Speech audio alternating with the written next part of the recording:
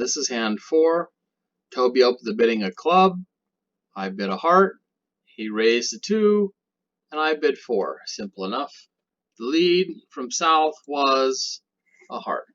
In general, I try not to lead trump too often unless I'd rather not lead away from anything else. On this hand, I would have personally led a low spade. That may or may not have helped depending on how things proceeded. But sometimes I feel when you make a trump lead, you're just, making it easy for a declarer who sometimes needs to draw his own trump. It can be advantageous if you know you need to cut down on his roughing power. That's not clear here, and it only worked to my advantage on this hand. I let this run around to my ace. And now, not fearing an immediate ruff, I decided to go ahead and lead a diamond up to my king. Now it's normal to duck this trick with the ace because if you play the ace right away, then if I have the queen, you make both cards good. Now I went ahead and played another trump, and I was happy to see that they were 2-2. I'm going to lose the ace of diamonds in a minute, but now I'm going to finesse to see if North has the jack. And amazingly, the jack pops out immediately. So I go queen and ace. If South stops to think about this, the jack of diamonds seems like it has to be a real card. If your diamonds were 3-10 jack or 3 anything jack, you should play them up the line because 3 jack would seem to be exactly that. Just I started with a doubleton. And if you started with a doubleton, that means I have 10-9-6 remaining and my diamonds are running. And not only are my diamonds running, that means I've got just enough diamonds to get rid of my clubs. So I'm actually thankful that I've been careful not to play too many suits yet.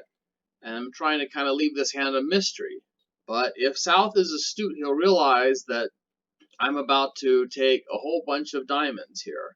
And he really needs to play ace of clubs and a club to see what he can get before stuff goes away. But he does not. He actually plays a diamond. He says, okay, here, go ahead and take your diamonds. So I do. I immediately pitch all my clubs. And I claimed because I got the ace king of spades and I can ruff everything else. So the whole hand here depended on, is the South hand going to cash the ace of clubs at some point or not? The majority of the field was in 4 hearts. A little more than half the people made 6, but quite a few of them only made 5. Making 6 was a 71% board. That's what we got. If South cashes his ace, we only get a 24% board. It's that simple. Either South cashes the ace of clubs at some point or he doesn't. Knock out the diamond. I mean, yes, the spades could get played poorly. The jack could get set up for a club pitch there. That is also possible. But yeah, that carelessness by South allowed us to get almost 50% more on this board than we would have. So thank you, opponents. We'll collect the gift and move on to the next hand. On hand 5, I open a no trump with my 16 count. Toby bids Stayman. I bid 2 diamonds, denying a 4-card major, and Toby simply puts it in 3 no trump. Pretty straightforward auction. I imagine that happened at a lot of tables. And now South has a lead to make. It's very common for many people to lead 4th best from their longest and strongest suit, but that wisdom tends to be, many years old, and computer simulations have revealed that it's often better to do other things. And I highly recommend David Bird's bridge book, Winning Leads Against No Trump, if you want to learn about this. But on this hand, it actually backfired. The theory is, why should you bother leading a spade on this auction if I can hold up on the spades and block the spade suit? Then the South hand has very little in the way of entries to possibly get in and run the spades.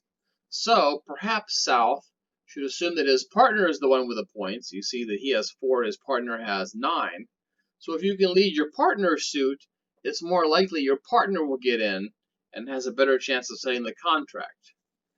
And that's a good idea. The only problem is South didn't know that North's best suit was also spades.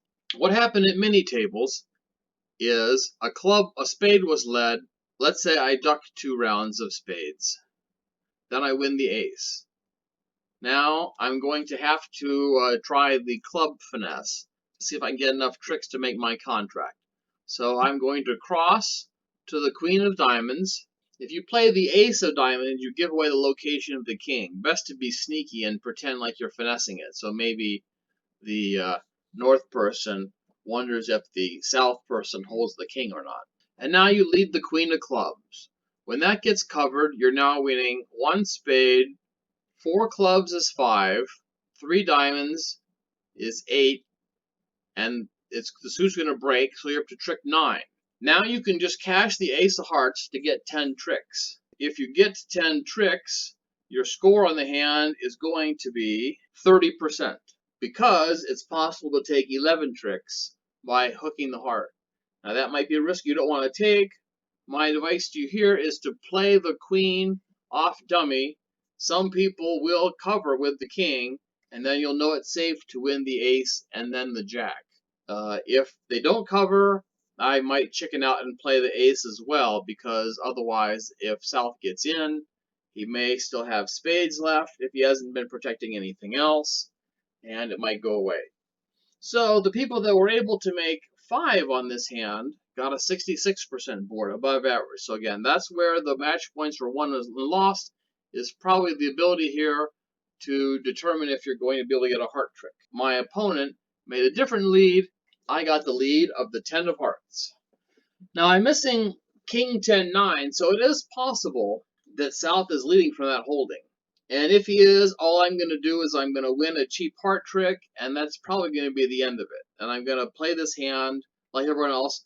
But I do have the advantage now in that my weakest suit, spades, has not been attacked. So I have sort of a free, get out of jail free card if you want. I got a free tempo here to get to work at what I want to do without any jeopardy of the contract. If it's king 10-9 on my left, eventually I play 2 rounds of hearts and he's going to get in and win the king.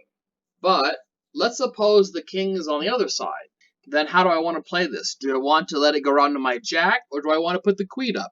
Well, it's a bit of a guess where the 9 is, but I think with holding the queen, jack, ace, 8, and 7, I think I want to make this trick expensive.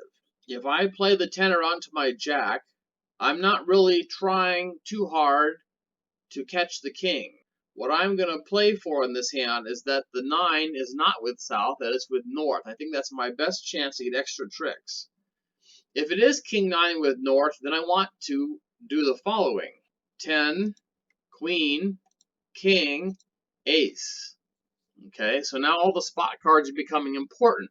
Do what I suggested. Go over to the board with the queen and try the same club play as before. All right, so now the clubs are working. They're now going to break 3-2. I have a chance of setting up more hearts than anyone else did, because now I can gamble on the position of the 9 without any fear of the spade suit giving me a problem. So I did just that. I played the 8 of hearts, South ducked it, and so did I, and it won the trick. And then I was rewarded with a bonus trick, because now I ran off my clubs.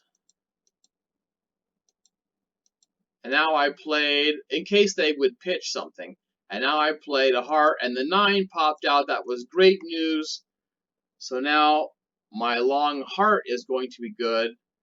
I could not have done all this myself. It actually took the lead of the 10 to give away all the tricks in the suit by the opponents. It was a very lucky lead for me. Now I'm going to be able to get to the heart in dummy to pitch a spade, and the only thing left to do is to find out if the diamonds break. And wouldn't you know it, the diamonds break as well. So I didn't make 10 or 11 tricks on the hand. I made all 13 tricks. The score for 13 tricks was 98%. I tied 2 other people for that score. Now it was lucky again. We're having a good run because somebody chose a different lead and it just didn't work. You know, I admired their attempt there. But yeah, on some hands, it is a risk that if you don't make the spade lead that more others will make. this time you get a result that's worse. So more good news for Rich and Toby. This is hand 6. Toby opened a diamond, North overcalled a spade, and now I had a decision to make. I could either support diamonds, or instead I chose to bid a no trump. Now I regret bidding one no trump because it made it easy for South to get into the bidding 2 spades, and for North to continue 3 spades. What I really should have done at this point is bid 2 spades, which shows a limit raise in diamonds. Toby would then just bid 3 diamonds to sign off, and maybe we would have bought it for 3 diamonds. My thoughts for bidding one no trump was, hey, I've got 10 points, partner opened the bidding, hopefully he's got an opening hand to be red, 3rd seat. Maybe we'll get a better score in no trump than diamonds, because my diamonds might set up. And so it's just a little bit of match point greed there is what it was. But if I bid 2 spades, it's harder for them to get in the auction. Now sure, South can double 2 spades, tells partner, yes, I have spade support, but it's not quite as committal as just having the opportunity to, actually make the 2 spade bid over one no trump. So we'll never know if they would have bid 3 spades under those circumstances.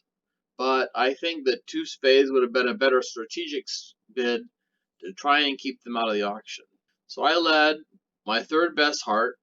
We play 3rd and 5th against suit, so I will always play low from an odd number, and my 4 is my lowest heart. Toby wins the queen.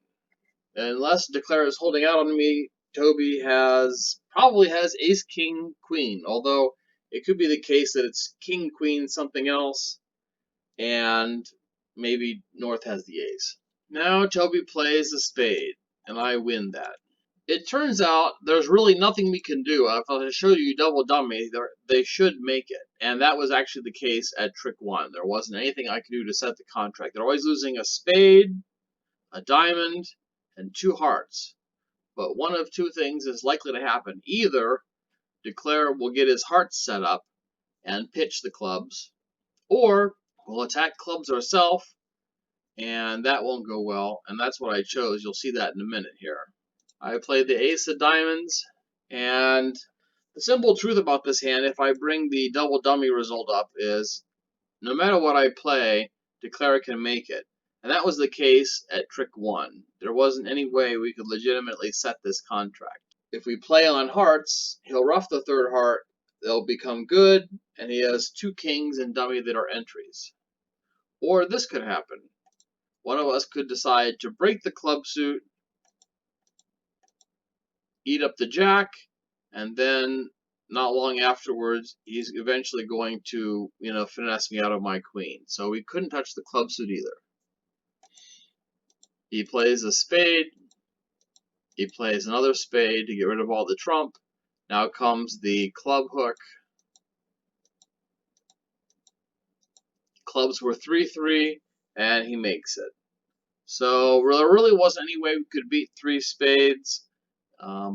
So that was part of the reason it was a disappointment that I made it so easy for them to get there in the first place.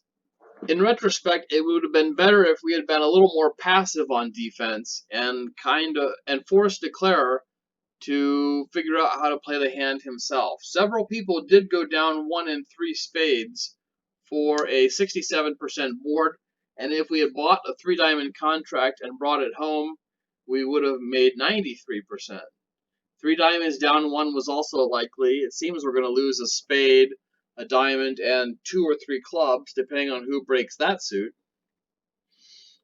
3 diamonds down 1 would have been 40%, but we only got 17% on this board. So our first bad board of the day.